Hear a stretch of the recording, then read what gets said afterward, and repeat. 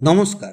রাজনৈতিক ও যুদ্ধের খবরের আপডেট পেতে ওয়ার্ল্ড নিউজ বাংলা চ্যানেলটাকে সাবস্ক্রাইব করে রাখুন। দিলীপ ঘোষ নিজের দলের রাজ্য সংগঠনকে তেমন আমল না দিয়ে নিজের মতন কর্মসূচি করছেন।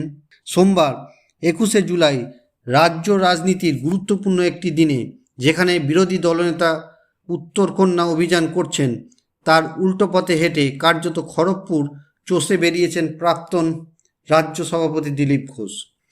মঙ্গলবার সকালেও দেখা গেল তিনি রয়েছেন খড়গপুরেই।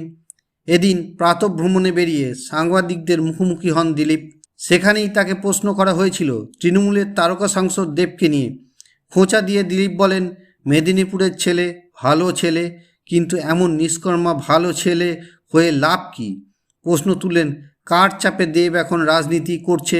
তিনবার ঘাটাল থেকে তৃণমূল কংগ্রেসের হয়ে সাংসদ নির্বাচিত হয়েছেন টলিউডের সুপারস্টার দেব ওরফে দীপক অধিকারী। তবে 2024 সালে লোকসভা ভোটে তিনি লড়তে চাননি। নিজের কাজের চাপ এবং ঘাটাল মাস্টার প্ল্যান নিয়ে দীর্ঘদিনের প্রতিশ্রুতি পূরণ না করতে পারার হতাশা তাকে গ্রাস করেছিল। মুখ্যমন্ত্রী তথা তৃণমূল সুপ্রিমো মমতা বন্দ্যোপাধ্যায় এবং সর্বভারতীয় সাধারণ সম্পাদক অভিষেক বন্দ্যোপাধ্যায়কে সে কথা জানিয়েও ছিলেন। তারাই দেবকে ফের রাজি করান ভোটে লড়তে। মমতা অভিষেক প্রতিশ্রুতি দেন, কেন্দ্র টাকা না দিলে এবার রাজ্য সরকারই খরচ করে ঘাটাল মাস্টার প্ল্যান বাস্তবায়িত করবে। সেই প্রতিশ্রুতিতে ভর করে দেব ফের প্রার্থী হন এবং বিশাল ব্যবধানে জয়ী হন।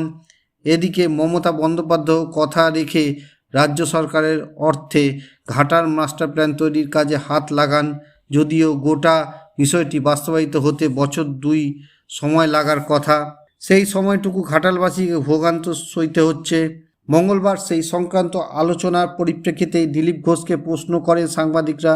21শে জুলাই সমাবেশে যোগ দিতে দেব কাজের মাঝে স্কটল্যান্ড থেকে উড়ে এসেছেন, অথচ একবারও ঘাটালের বন্যা পরিস্থিতি দেখতে যাননি।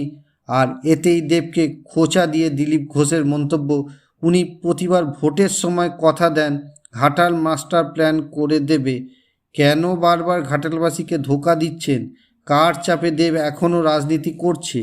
এবার ইস্তফা দেওয়া উচিত। ও তো এবার দাঁড়াতে চায়নি, জোর করে নেতৃত্ব ওকে প্রার্থী করেছে। দেব যদি বলে যে রাজনীতি করবে না, তাহলে তো অন্য চাপ। তৃণমূলের তরফে ওকে হুমকি দেওয়া হয়, সিনেমা বন্ধ করে দেবে, প্রোডাকশানে বাধা দেবে। আমি বলছি, দম থাকে তো বেরিয়ে এসো। খোলাখুলি কি তাহলে ভালো? নিষ্কর্মা দেবকে বিজেপিতেই আহ্বান জানিয়ে বসলেন দিলীপ। ভিডিওটি ভালো লাগলে লাইক করুন, শেয়ার করুন এবং সাবস্ক্রাইব করুন ওয়ার্ল্ড নিউজ বাংলাকে। নমস্কার।